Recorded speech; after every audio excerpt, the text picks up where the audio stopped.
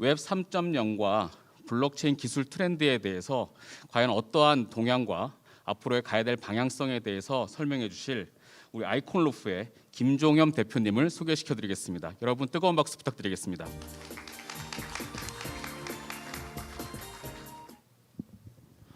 네, 안녕하세요. 저 아이콘루프 김종현입니다. 네, 오늘 그 행사 이름에 그 미더비 있어서 되게 좀 가벼운 마음으로 왔더니 굉장히 포멀한 행사네요. 전 편안하게 좀 말씀드리도록 하겠습니다. 요즘 뭐 크립토 윈터 시기라고도 하죠. 저희 아이콘루프는 2016년도에 이제 설립돼서 2018년도 크립토 윈터 시기를 한번 경험해봤던 것 같아요. 그때도 뭐 비트코인 멸망론이라든지 블록체인 기술의 어떤 한계를 지적하는 어떤 비판과 어떤 무시 굉장히 많았던 것 같습니다. 하지만 그 이후에도 블록체인 기술과 서비스는 발전을 거듭해서 오늘에 이르렀고요. 특히 어떤 비트코인의 어떤 펀더멘털이라고 할 수 있는 사용자 수는 지속적으로 증가하고 있고 비트코인의 어떤 그 건강성을 체크할 수 있는 해시레이트 이런 오늘과 같은 폭락장에서도 아주 건강하게 유지가 되고 있습니다. 오늘도 NFT를 비롯한 혁신적인 블록체인 서비스들 내용들이 많이 준비된 걸로 알고 있는데요. 저는 블록체인과 디지털 자산 기술 트렌드에 대해서 좀 말씀을 드리도록 하겠습니다. 네, 1991년 그 팀 버너스-리가 월드와이드 웹을 개발한 이후에 읽기 위주의 인터넷 웹 1.0 시대가 본격화됐죠. 그 이후에 쓰기가 가능해지면서 그 인터넷에 정말 많은 데이터들이 쌓이게 됐고요. 중앙화된 플랫폼들이 등장해서 자신들의 사일로 내 데이터들을 엄청나게 축적하게 됐습니다. 그리고 그들의 이해관계에 따라서 이 데이터들을 사용하게 됐죠. 많은 논란을 낳게 됐습니다. 그 이후에 어떤 데이터의 소유권과 어떤 통제를 가능하게 하는 블록체인 기술의 등장으로 읽고 쓰고 소유한다는 개념의 웹 3.0이 등장하게 됐습니다. 이더리움 파운더 중에 한 명이자 지금 폴카다 프로젝트를 진행하고 있는 그 게빈 우드가 어떤 블록체인 기반의 어떤 그 중개자가 없는 웹이 바로 차세대 웹이다라고 하면서 웹3라는 키워드를 처음 썼다고 알려져 있습니다. 2014년도인데요. 이런 웹3는 뭐 크립토 기반의 어떤 신생 서비스들만 바라보는 것이 아니라 기존의 레거시 웹 2.0 기업들도 보시다시피 다 뛰어들고 있는 상황입니다. 이러한 그 웹3 디지털 이코노미 어떤 주요 구성 요소를 가지고 좀 기술 동향을 살펴보려고 하는데요. 주요 네 가지를 뽑아봤습니다. 웹3 환경에서의 기관 및 단체를 나타내는 DAO, 그리고 실물 자산의 역할을 하는 NFT, 어떤 자본의 재배치를 통해서 가치를 만들어 나려는 어떤 디파이, 그리고 이제 신원 인증 분야입니다. 먼저 SSI를 살펴보죠. 셀프 소버린 아이덴티티, 자기 아이덴티티의 주권, 주요 권리가 그 자신에게 있다는 것입니다. 너무나 당연한 얘기 같지만 현실은 그렇지 않죠. 여러분이 사용하시는 구글 아이디, 카카오 네이버 아이디는 그들이 원하는 곳에 그들이 원하는 형태로만 사용할 수가 있습니다. 이를 사용자에게 돌려주자는 것이 SSI고 대표적인 서비스가 DID입니다. 저희 아이콘루프도 마이아이디라는 DID 서비스를 전개하고 있는데요. 공인인증서 폐지와 함께 국내에선 DID가 급부상하기도 했습니다. 한편 그 웹3 서비스를 사용하실 때 보시면 지갑을 가지고 많이 그 로그인을 한다든지 서비스를 하게 되는데 사실 그 사용자의 어떤 신원을 확인한다든지 어떤 서비스의 어떤 접근 권한을 인가한다든지 이런 데 사실 불편한 부분이 있습니다. 이를 해결하기 위한 대안으로서 비탈릭이 소울바운드 토큰이라는 개념을 제시하기도 했습니다. 이 소울바운드 토큰은 일종의 거래가 불가능한 NFT라고 보시면 됩니다. 이걸 이용하면 그 지갑에 어떤 어트리뷰트를 부여할 수 있고 신원 인증이나 어떤 오소라이제이션에 쓸 수 있다는 것이죠. DID나 SBT는 어떤 기술적인 어떤 그 부분은 큰 차이는 없고 어떤 형식의 차이라고 보시면 되겠습니다. 다음 그 올해의 거의 키워드라고 할 만큼 뜨거운 단어죠. DAO. 탈중앙화된 자유조직이라는 약자인데 그 이름에서 표현되어 있듯이 어떤 공통의 목표를 가지고 사람들이 자율적으로 자발적으로 모여서 나름의 규칙을 갖고 운영되는 어떤 조직이나 모임이나 어떤 기관을 어떤 포괄하는 용어로 많이 쓰이고 있는 것 같습니다. 근데 보시다시피 블록체인 기반의 정말 많은 DAO 프로젝트들이 현재 운영이 되고 있어요. 투자를 위해 모인 DAO들, 어떤 그랜트를 주기 위한 DAO들, 그리고 수집품을 위한 DAO, 그리고 디파이 프로토콜, 디파이에는 보통 거버넌스 토큰이 있기 때문에 그 디파이 프로토콜을 지원하기 위한 DAO 등이 있습니다. 국내에서도 간손미술관이 내놓은 그 국보를 낙찰받기 위해서 국보 다오가 진행되기도 했었는데요. 이 국보 다오의 어떤 법적 지위에 대한 이슈들 그리고 국보 다오의 어떤 거버넌스 토큰을 나눠주는 것이 ICO의 형태로 비춰질 수 있다는 여러 이제 논란이 있었습니다. 결과적으로 잘 진행되지는 않았죠. 다오가 바라보는 방향에 대해서는 대부분 다 동의를 하실 겁니다. 하지만 그걸 실현하는 과정에서 많은 논란이 있는데요. 2016년 거의 세계 최초로 가장 규모 있게 진행되었던 더 다오 프로젝트, 이더리움 재단도 적극적으로 지지했던 프로젝트인데요. 당시 2천억이란 엄청난 돈이 이제 모였습니다. 하지만 이제 600억 정도가 해킹을 당했죠. 그 당시 600억이라면 이더리움 전체 시가총액의 10%에 해당하는 정도의 사실 엄청난 금액이었습니다. 이걸 대응하는 과정에서 이더리움 재단이 이렇게 개입하는데 어떤 이슈도 있었고 여러 논란이 있었지만 결과론적으로는 가장 안 좋은 방법이라고 했던 그 해커에게 해킹당한 600억을 다 사용자한테 돌려주는 코드를 고침으로써 이런 하드코드 포크 방식으로 대응을 하게 됐고 그럼으로 인해서 이더리움과 이더리움 클래식이 갈라지게 된 계기가 됐습니다. 또 최근에 그 테라 프로젝트가 이제 막 무너지면서 테라 2.0 프로젝트를 런칭하는 데 있어서도 다오의 어떤 이렇게 진행되는 게 맞느냐라는 얘기도 있었고요. 사실 다오에는 이제 트릴레마가 있다고 합니다. 블록체인 트릴레마처럼 어떤 다오의 규모와 어떤 접근성과 다오의 운영되는 그 질 세 가지를 동시에 만족시키기 어렵다는 건데요. 초기에는 굉장히 작은 그룹이 그냥 1인 1투표만 하더라도 굉장히 좋은 제안이 올라오고 좋은 그 거버넌스가 이루어집니다. 그냥 점점 규모가 많은 사람들이 들어올수록 제안이 제대로 검토도 안 되고 별의별 제안들이 막 넘쳐나게 되죠. 그러면서 그 다오의 질이 떨어지게 됩니다. 그래서 이를 보완하기 위해서 제안을 한다든지 제안을 다 정말 꼼꼼히 보고 투표하는지 확인한다든지 아니면 의미 있는 사용자한테 투표권을 더 준다든지 이런 식의 가중 투표가 도입되거나 하면서 접근 방법이 굉장히 사실 어려워지게 됩니다. 이러한 논란과 이슈에 불구하고 다오를 지원하기 위한 기술과 서비스는 지속적으로 계속 나오고 있는 상황입니다. 그 커뮤니케이션을 지원하기 위한 툴들, 거버넌스 보팅, 또 이제 컴펜세이션을 지원하는 툴들, 다양한 툴들이 나오고 있어서 이런 다오의 트릴레마를 해결하기 위한 기술적 시도는 계속되고 있다 이렇게 말씀드릴 수 있습니다. 다음 NFT입니다. 어떤 블록체인 기술을 이용해서 디지털 자산의 소유권을 증명하려는 시도는 이더리움도 있기 전 2014년도에 이미 있었다고 합니다. 그런데 2017년 그 ICO 그 버블 시기에 사실 크립토펑크가 NFT 프로젝트의 어떤 그 효시를 알렸다고 할 수 있어요. 그 이후에 정말 많은 NFT 프로젝트가 진행됐죠. 그런데 이제 한 5가지 정도로 그 유틸리티를 이렇게 분류해 볼 수 있는 것 같습니다. 제일 첫 번째는 비플과 같은 그 작가의 디지털 아트를 소유하는 개념의 그 컬렉터블 NFT가 대중들에게 제일 먼저 많이 알려지게 됐습니다. 그 이후에는 어떤 소유자의 개성을 드러내고 소유한 커뮤니티의 어떤 소속감을 나타내는 그 프로파일 픽처 PFP NFT가 지금도 굉장히 유행을 하고 있습니다. 또 온라인 오프라인을 망라해서 어떤 서비스에 접근할 수 있는 권한을 확인하는 패스러스의 역할하는 NFT도 있고요. 실제 제가 한 달 정도 전에 저 메타콩즈라는 국내 PFP 프로젝트에 그 홀더 파티에 초대받아서 간 적이 있었는데 별다른 입장권이 없이 그 지갑에 NFT를 보여주고 들어가서 그런 그 바이브를 즐기는 모습이 굉장히 흥미로웠습니다. 또 게임 아이템이라든지 디지털 부동산을 어떤 온라인에서의 가치를 나타내는 그 온라인 에셋 NFT가 있고요. 또 실물 자산을 온체인화한 그 오프라인의 자산을 기반으로 한 오프라인 에셋 NFT가 있습니다. 신발이라든지 요즘 그 패션, 유통 쪽에도 굉장히 관심이 많은 분야죠. 그런데 이제 그 NFT와 일반적인 FT는 사실 가치들이 제 체인을 넘어들어서 막 넘나다니는데 NFT는 특정 체인에 좀 이제 종속이 되는 어떤 문제점이 있습니다. 그래도 메인넷의 어떤 이슈 때문에 이런 프로젝트들이 막 이동하기도 하고요. 또 이런 멀티 체인 시대의 NFT 프로젝트들은 어떤 메인넷을 선택해야 되느냐 사실 많은 고민을 하고 있는 상황입니다. 다음으로 이제 디파이입니다. 사실 테라 사태 때문에 어떤 디파이에 대한 근본적인 가치에 대한 어떤 그 질문들이 계속 있는 상황인데요. 저는 이런 사태를 통해서 디파이가 제도화될 수 있는 어떤 소중한 나름대로 계기가 됐다고 생각을 하고 있습니다. 디파이 같은 경우에는 최근 이런 멀티체인 시대에 체인들을 연결한 브릿지를 통해서 연결한 멀티체인의 유동성 공급이 아주 활발히 이루어지고 있습니다. 보시다시피 굉장히 많은 메인 유명한 체인은 다 활발하게 메인 브릿지로 연결이 되고 있다고 보시면 돼요. 근데 올 초에도 비탈릭이 이렇게 멀티체인 시대가 왔지만 이 멀티체인 시대에 저런 브릿지의 어떤 보안 리스크를 경고하기도 했습니다.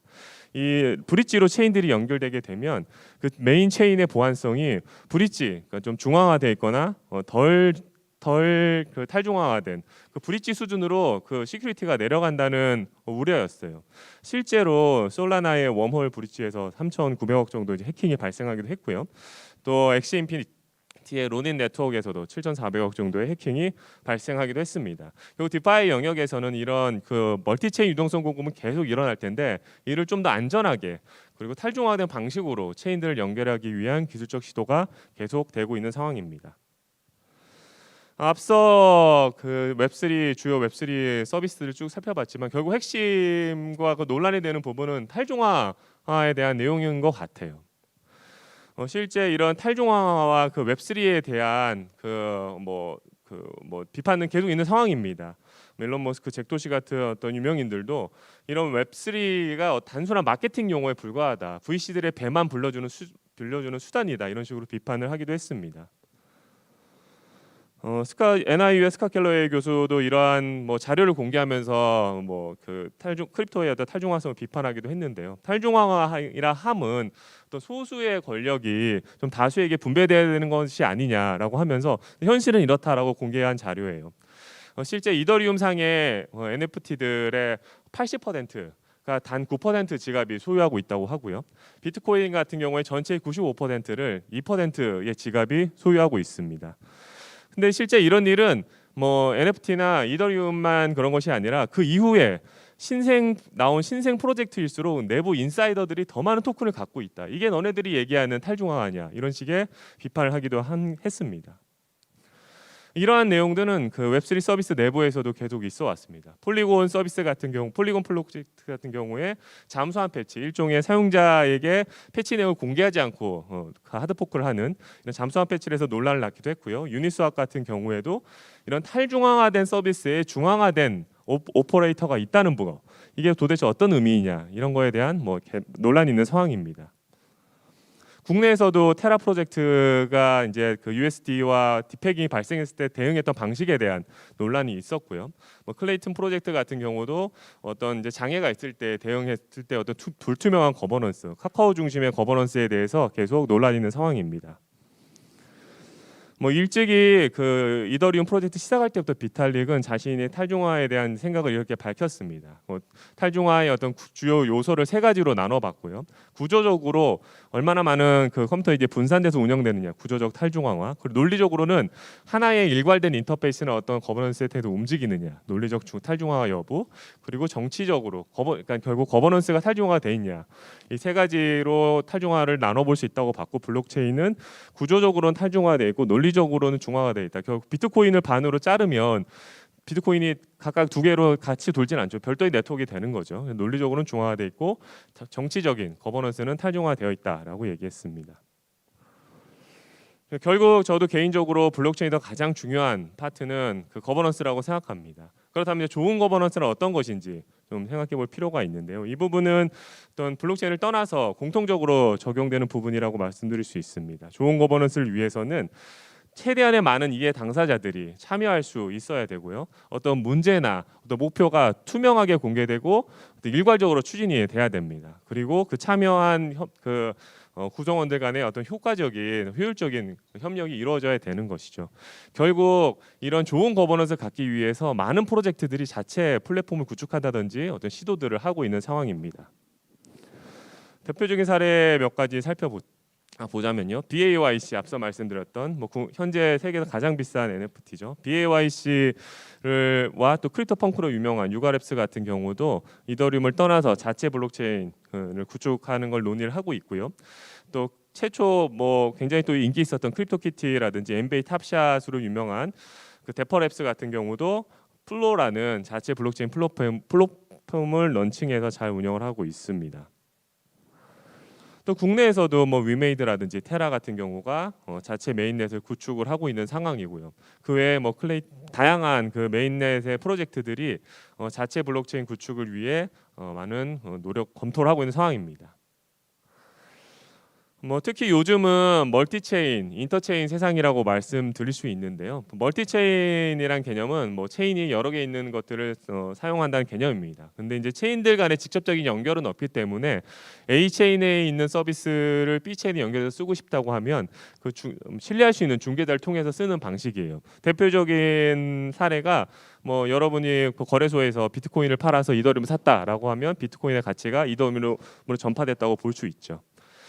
인터체인 같은 경우에는 이런 그 중개자 없이 사용자가 직접 체인들에 붙어서 체인들끼리 직접 통신을 하기 때문에 이런 중개자 없이 체인들 간에 연결된 서비스를 쓸 수 있는 상황이라고 보시면 되고요. 실제 이런 인터체인을 가능하게 하게 하는 어떤 기술들이 이제 거의 상용화 레벨에 올라와 있기 때문에 곧 인터체인 세상이 나타날 거다 이렇게 말씀드릴 수 있고요. 이런 인터체인 세상이 오면 이제 메인넷 프로젝트들은 특정 메인넷 선택해서 프로젝트를 하지 않고 자체 메인넷을 구축하고 다른 기존 레이어 1 메인넷의 어떤 시큐리티만 빌려서 쓰는 탈중앙성만 빌려다 쓰는 어떤 다양한 사이드 체인들, 확장 체인들이 다양하게 나타나게 될 것으로 예상하고 있습니다. 이렇게 그 사이드 체인과 메인넷 레이어 1 체인에 연결된 사이드 체인을 구축할 때 그 메인넷 어떻게 메인넷을 구축해야 되는지 많은 이제 고민을 하게 될 텐데요. 크게 두 가지 방식이 있다고 말씀드릴 수 있습니다. 첫 번째는 하드포크 방식이고 두 번째는 이런 메인넷을 전개하기 위한 프레임워크를 쓰는 방식입니다. 하드포크 방식은 기존의 메인넷을 그대로 가져와서 파라미터나 좀 이런 것만 변경해서 실행시키는 방식인데 뭐 거버넌스 이런 걸 그대로 가져오는 거죠. 굉장히 빠르고 쉽게 메인넷을 전개할 수 있는 장점은 있지만 기존 메인넷의 어떤 그 문제점들을 그대로 다 리스크를 갖고 온다는 어떤 리스크가 있고요. 실제 어떤 거버넌스나 토큰 이코노미를 조금이라도 수정을 하게 되면 그 리스크들과 연결이 되면서 갑자기 뭐 감당할 수 없는 어떤 문제가 벌어지는 일들이 많이 발생하고 있습니다. 그래서 저는 개인적으로 어떤 메인넷을 전개한다면 이런 그 블록체인을 전개할 수 있는 전용 뭐 프레임워크를 이용해서 전개하는 걸 추천드리는 바입니다. 실제 저희 아이콘루프도 이런 블록체인 메인넷을 전개하기 위한 그 솔루션을 제공을 하고 있고요. 그 블록체인 저희가 자체 개발한 블록체인 코어 엔진에 블록체인 파일 시스템, IPFS와 같은 파일 시스템, 그 사이드 체인을 전개할 수 있는 어떤 거버넌스 토큰 이코노미에 PDS나 데이터 스토리지나 뭐 개발자와 지원하기 위한 여러 툴을 다 묶어서 파라미터라는 전체 그 패키지를 제공하고 있습니다. 실제 이 파라미터를 이용해서 구축하고 있는 대표적인 서비스가 이제 하바라는 프로젝트인데요. 이 하바 프로젝트는 여러 체인에 흩어져 있던 NFT, 아까 말씀드렸다시피 NFT들이 특정 체인에 갇혀 있는 문제가 있다 그랬잖아요.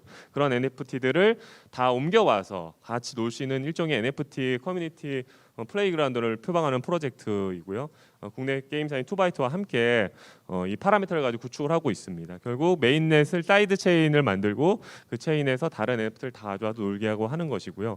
전체 메인넷 프로젝트인데 이제 파라미터를 이용해서 굉장히 빠르고 쉽게 전개를 하고 있어서 4분기에는 서비스가 런칭이 될 예정입니다. 네.